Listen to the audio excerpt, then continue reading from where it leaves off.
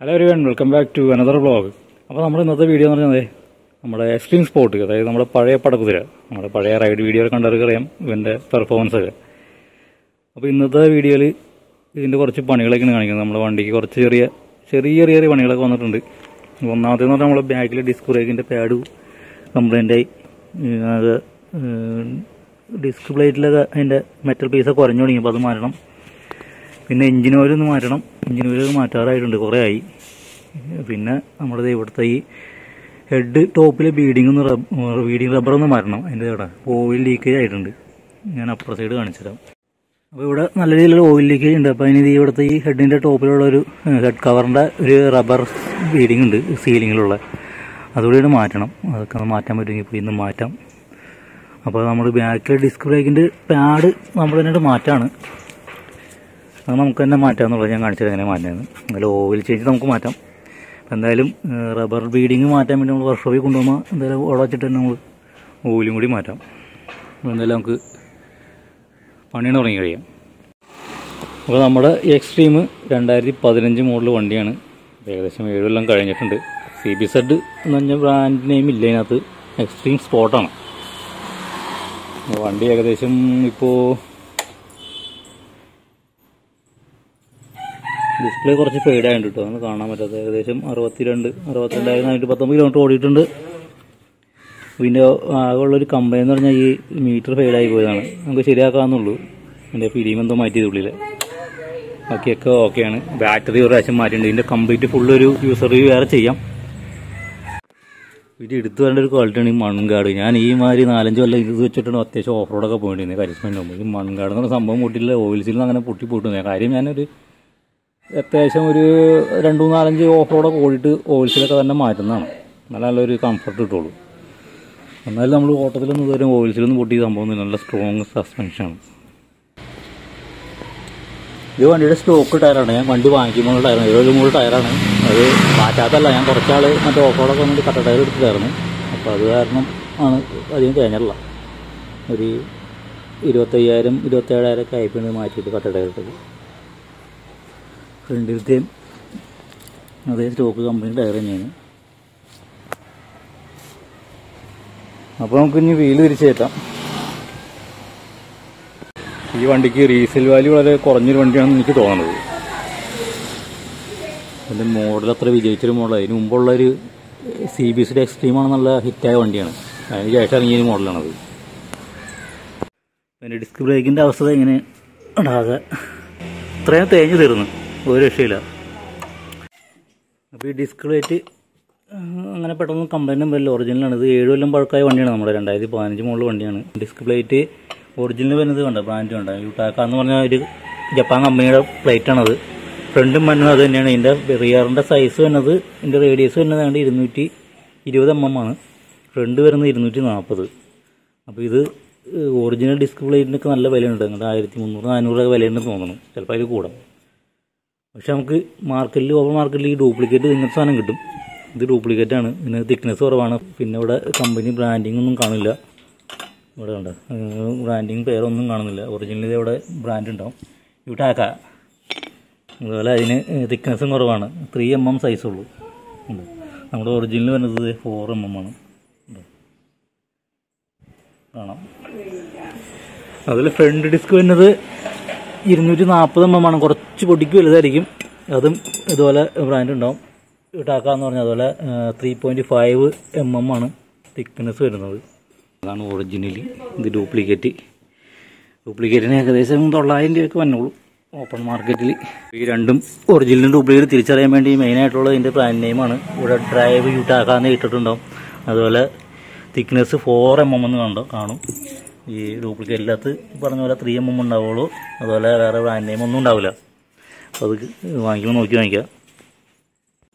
ഇപ്പോൾ നമ്മൾ പുതിയത് വാങ്ങിച്ച ഡിസ്ക് പാഡാണ് ബൈക്കിൻ്റെ. പഴയതിൻ്റെ അവസ്ഥ ഇത്രയാണ്, കണ്ടോ, മൊത്തം തേഞ്ഞ് പോയി. കുറച്ചുകൂടെ ചെയ്യുന്ന കഴിഞ്ഞാൽ ഈ മെറ്റൽ പ്ലേറ്റ് നമ്മൾ ഡിസ്ക് പ്ലേറ്റിൽ ഉറഞ്ഞിട്ട് ഇതുപോലെ ഉരഞ്ഞ് പ്ലേറ്റ് കംപ്ലൈൻ്റ് ആവണം. അങ്ങനെയാണ് ഈ മെറ്റൽ പീസ് ഉറഞ്ഞിട്ടാണ് കംപ്ലൈൻ്റ് ആവുന്നത്. അപ്പോൾ അതിന് മുമ്പ് അത് മാറ്റിക്കളയാം, അല്ലെങ്കിൽ ഡിസ്ക് പ്ലേറ്റ് കംപ്ലൈൻ്റ് ആവും. നമുക്കിതിനി ഈ സാധനം അങ്ങടേക്ക് ഇട്ടിട്ട് എങ്ങനെയുണ്ടെന്ന് നോക്കാം. ബാക്കിൽ കമ്പനിയുടെ മിക്കതിനും പിന്നെ നിസിൻ കമ്പനിയുടെ ബ്രേക്കാണ് കേട്ടോ. ഫ്രണ്ടിൽ വരുന്നത് ബേബേറിൻ്റെയാണ്. കരിസ്മയുടെ ഫ്രണ്ടും ബാക്കും നിസിൻ കമ്പനിയുടെ ഈ കാലിപ്പർ കേട്ടോ. ഇപ്പോൾ പുതിയ ഡിസ്ക് ബ്രേക്കിൻ്റെ പാഡ് വാങ്ങിച്ചിട്ടുണ്ട്. ASKയുടെ ഉണ്ട്, ഒറിജിനലൊന്നല്ല വാങ്ങിച്ചത്, ASKയുടെ വാങ്ങിച്ചത്. വലിയ കുഴപ്പമില്ല, കാലം നമുക്ക് ഉപയോഗിക്കാം. എൻ്റെ വില വരുന്നത് ഏകദേശം 175 രൂപയാണ് MRP കാണുന്നത്. ഇത് പൊട്ടിച്ച ഇത് വരുന്നത് കരിസ്മ ZMR CBZ എക്സ്ട്രീം, അതുപോലെ മറ്റേ ഹോണ്ടയുടെ യൂണിക്കോൺ ഡാഷ്ലർ എല്ലാത്തിനും സെയിം തന്നെയാണ് വരുന്നത്. അത്യാവശ്യം നല്ല തരക്കേടില്ലാത്തതാണ്. ഇപ്പോൾ ഒറിജിനലൊക്കെ ഏകദേശം വില വയ്ക്കുമ്പോൾ CBZൻ്റെ ഷോറൂമിൽ ഏകദേശം ഒരു 450 രൂപ റേഞ്ച് കാണിക്കുന്നു തോന്നുന്നു. കറക്റ്റായിട്ട് അറിയില്ല, അത്രയും വരുമെന്നാണ് എനിക്ക് തോന്നുന്നത്. അപ്പോൾ പാട് മാറ്റാനായിട്ട് നമുക്ക് ഇത് ഇവിടെ ഒരു അലയഞ്ചി ഉണ്ട്. ഈ സാധനം അവിടെ അഴിച്ചെടുക്കണം.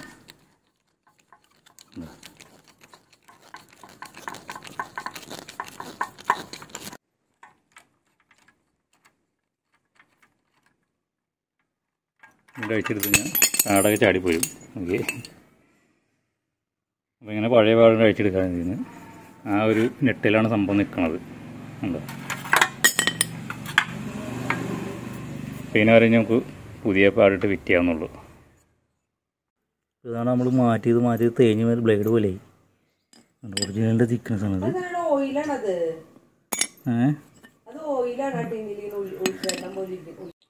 നമ്മൾ പഴയ പാട് മാറ്റിയിട്ട് പുതിയ പാട് ഇട്ടിട്ടുണ്ട്. ഇവിടുത്തെ ഈ അല്ലെങ്കിൽ സ്ക്രൂവിന് അഴിച്ച് കഴിഞ്ഞാൽ അതിന് ഇട്ട് ഇങ്ങോട്ട് പോരും. അതൊക്കെ പഴയത് എടുത്തുക, അല്ല പുതിയത് ഉണ്ട് വീണ്ടും ടൈറ്റ് ചെയ്യുക. വളരെ സിമ്പിളാണ് പരിപാടി. നമുക്കൊരു ടയറൊക്കെ വീലൊക്കെ ഫിറ്റ് ചെയ്യാം. നമ്മൾ ബ്രേക്കൊക്കെ ശരിയാക്കി കഴിഞ്ഞ് വണ്ടി നമ്മളിപ്പോൾ നമ്മുടെ ഫ്രണ്ടിൻ്റെ വർക്ക്ഷോപ്പിലോട്ട് കൊണ്ടുവന്നേക്കാണ്. വർക്ക്ഷോപ്പിൽ നമ്മൾ പയ്യൻ റെഡിയാക്കുന്നുണ്ട്. അതിൻ്റെ ഹെഡ് ബീഡിങ് മാറ്റാൻ വേണ്ടി നമ്മൾ കൊണ്ടുവന്നുണ്ടോ. ഒരു ഓയിൽ ചേഞ്ച് ചെയ്യണം.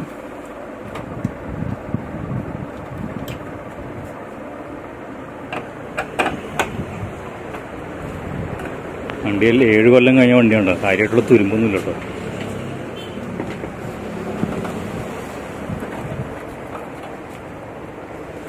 അപ്പോൾ നമ്മൾ ഹെഡ് ബീഡിങ് മാറ്റണമെങ്കിൽ സൈഡ് കവറൊക്കെ സീറ്റ് കഴിച്ച് ടാങ്കൊക്കെ കഴിക്കണം കേട്ടോ. ടാങ്ക് മാറ്റിയാലാണ് ഹെഡ് വെക്കാൻ പറ്റുള്ളൂ. പെട്രോൾ ഓഫ് ചെയ്യണം.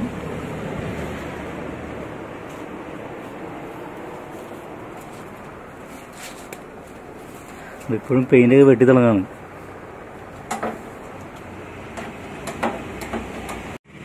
നമ്മൾ എൻജിൻ ഓയിൽ വാങ്ങിച്ചിട്ടുണ്ട്. ബോഷിൻ്റെ Josh 40 engine oil API SL സേവ് 2040 ആണ്. ഇതിന് വില 320 രൂപയുണ്ടോ. തിരക്കേടില്ലാത്ത ഓയിലാണ്. ഞാനിത് ഇടയ്ക്ക് വാങ്ങിച്ച് ഒഴിക്കാറുണ്ട്. ഇപ്പോൾ 1 ലിറ്ററാണ് നമ്മുടെ വണ്ടിയിൽ തന്നെ കേട്ടോ. ഇതിൻ്റെ ഗ്രേഡ് 2040 ആണ്. അപ്പോൾ ഇത് സിന്തറ്റിക് ഓയിൽ എന്നല്ല, നോർമൽ ഓയിൽ തന്നെയാണ്. അപ്പോൾ വണ്ടിയുടെ ടാങ്ക് സാധനം കഴിച്ച് വെച്ചിട്ടുണ്ട്. നമുക്ക് ഹെഡ് അടിക്കാം.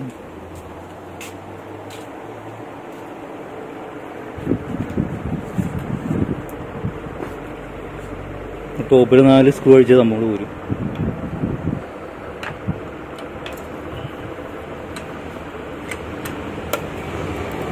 CBSൻ്റെ ചേസൊക്കെ നല്ല സ്ട്രോങ് ചേസുണ്ടോ.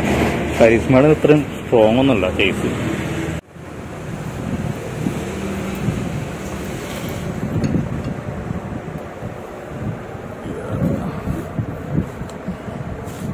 നമ്മൾ ടോപ്പ് അഴിച്ചിട്ടുണ്ട്. ബീഡിങ്ങൊക്കെ ആകെ പോയിട്ടുണ്ട്. ബീഡിങ്ങൊക്കെ എടുത്ത് കളഞ്ഞു പുള്ളി.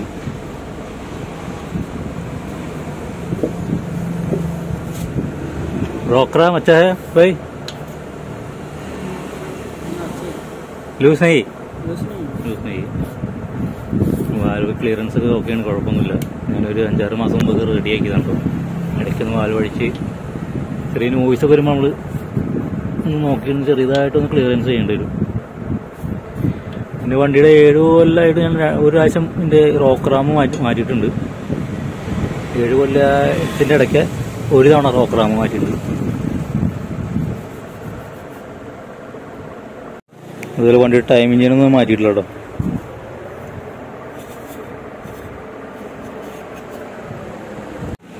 ഇതാണ് എൻ്റെ പഴയ കംപ്ലൈൻ്റെ ബീഡിങ്.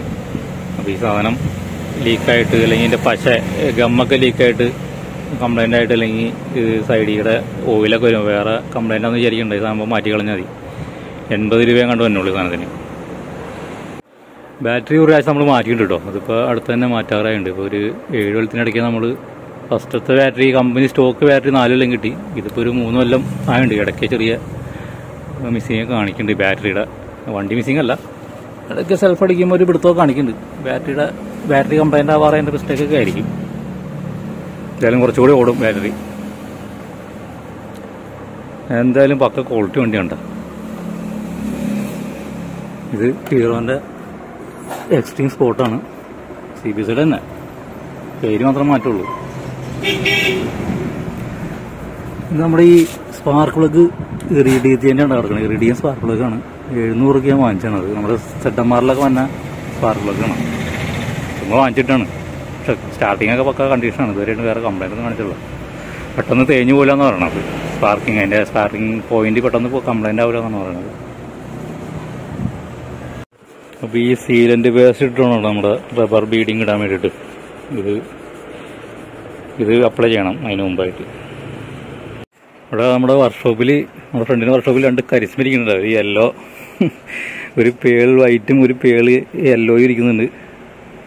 ഇത് വെള്ളപ്പൊക്കത്തിൽ വെള്ളം കയറിയ വണ്ടിയാണ്. ഞാൻ കുറേ ചോദിച്ചാണ് ആദ്യരാശ് കൊടുക്കണ്ടോന്ന്. പക്ഷേ അന്ന് കൊടുക്കാണ്ട് വെച്ചുകൊണ്ടിരുന്ന വണ്ടി അത് നശിച്ചുപോയി. അവിടെ ഒരു വൈറ്റ് ഇരിക്കുന്നുണ്ട്. അത് സ്റ്റാർട്ടിങ് കണ്ടീഷനാണ്. ഇവിടെ എന്തിനാണ് കൊണ്ടിട്ടാണെന്ന് അറിയില്ല. നല്ല കണ്ടീഷൻ വണ്ടിയാണത്, റണ്ണിങ് കണ്ടീഷൻ വണ്ടിയാണത്.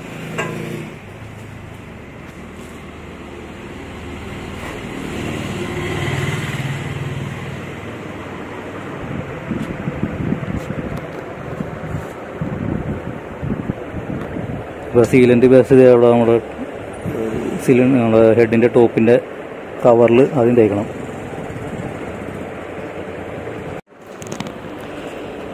അപ്പോൾ അതിനുശേഷം നമ്മൾ റബ്ബർ ബീഡിങ് കൂടെ ഇട്ടിട്ടുണ്ട്.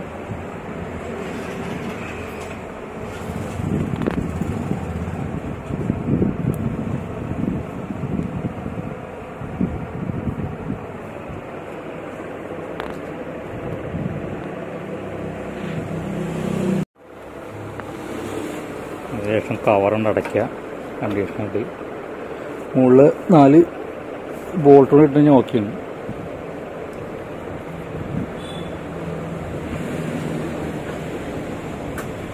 ഇത്രയും കാര്യമുള്ളൂ.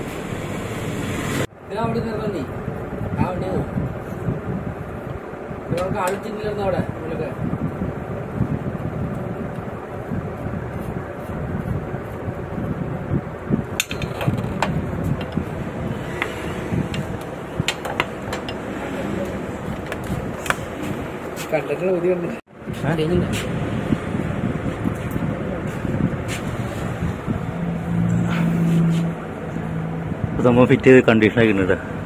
ഇനി നമുക്ക് എഞ്ചിൻ ഓയിലൊക്കെ വെച്ചിട്ട് കുറച്ച് റണ്ണിങ്ങൊക്കെ ചെയ്യുമ്പോൾ അറിയാം സംഭവം ലീക്ക് വരുന്നുണ്ടോ ഇല്ലയോ. വരാൻ സാധ്യതയില്ല. അപ്പോൾ ഇനി നമുക്ക് എഞ്ചിൻ ഓയിൽ മാറ്റാം. അടിയിൽ ഡ്രെയിനിട്ട് ഒഴിക്കണം. ഓയിലെല്ലാം ഉണ്ടാവോ, ഓയിലൊക്കെ ലീക്കായി പോയെന്നാണ്.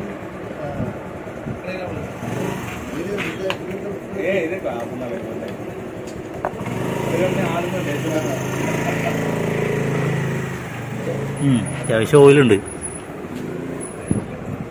ഇതാണ് നമ്മുടെ ഡ്രെയിനെട്ട് കേട്ടോ. ഡ്രെയിനെട്ടിൻ്റെ സൈസ് എത്രയാണ്? സൈസ് നോക്കട്ടെ കേട്ടോ. 12 സ്പാനർ ഇട്ട് നമുക്ക് ഇതഴിക്കാം. ഓയിലൊക്കെ താഴേക്ക് വരുമ്പോൾ നമുക്ക് ബോഡിയും ടാങ്കൊക്കെ ഫിറ്റ് ചെയ്യാം. ടാങ്ക് ഫിറ്റ് ചെയ്യുമ്പോൾ നമുക്ക് ഫ്യൂൽ ഗേജിൻ്റെ കേബിൾ ഫിറ്റ് ചെയ്യാൻ മറക്കരുത്. അതുപോലെ ഇവിടെ ഒരു ഡ്രെയിൻ വെള്ളം പോകുന്നതിൻ്റെ ഒരു ഹോസ് ഉണ്ട്, അതും മറക്കരുത് ഫിറ്റ് ചെയ്യാൻ. അപ്പോൾ ഓയിൽ കുറവാണ്, കുറച്ചൊക്കെ ലീക്കായി അതിലെ പോയി. പിന്നെ കുറേ നാളെ ഓയിലൊക്കെ മാറ്റിയിട്ട് ചരിച്ചും മറിച്ചിട്ടൊന്നും ഓയിലും കാര്യമായിട്ട് കാണാനില്ല.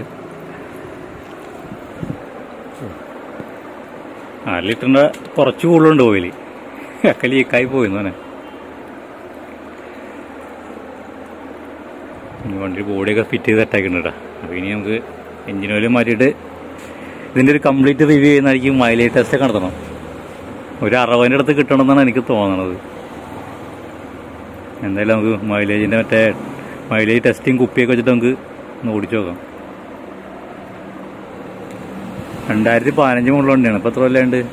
7 കൊല്ലം കഴിഞ്ഞു. കാര്യമായിട്ട് തുരുമ്പൊന്നും ഇല്ല. വേണ്ട വണ്ടി നമ്മൾ കണ്ടീഷനായിട്ടിരിക്കുന്നത്.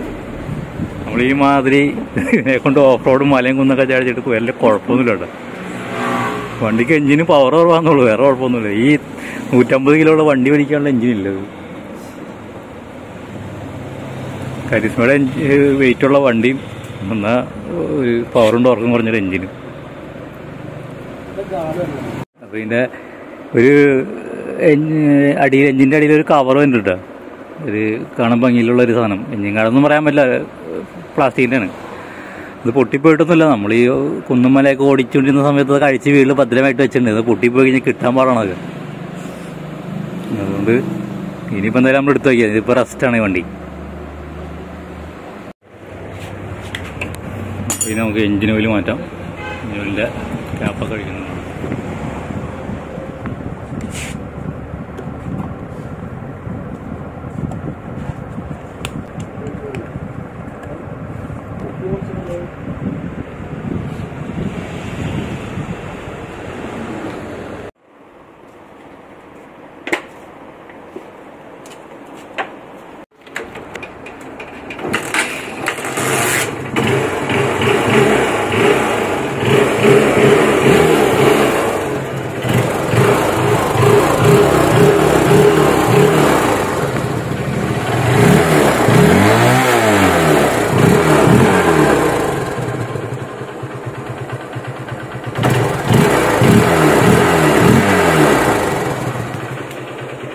എല്ലാ പണിയും കഴിഞ്ഞിട്ട് വണ്ടി നൈസ് സൗണ്ടായുണ്ട്.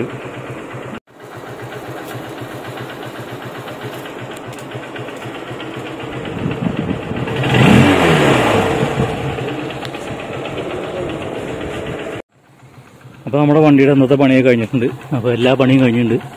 അപ്പോൾ വണ്ടി നല്ല നൈസ് സൗണ്ടായിട്ടോ. ആദ്യം ചെറിയൊരു ഓയിൽ പറയുന്നതിൻ്റെ ചെറിയൊരു കലകലപ്പ് സൗണ്ട് ഉണ്ടായിരുന്നു, അതൊക്കെ മാറിയിട്ടുണ്ട്.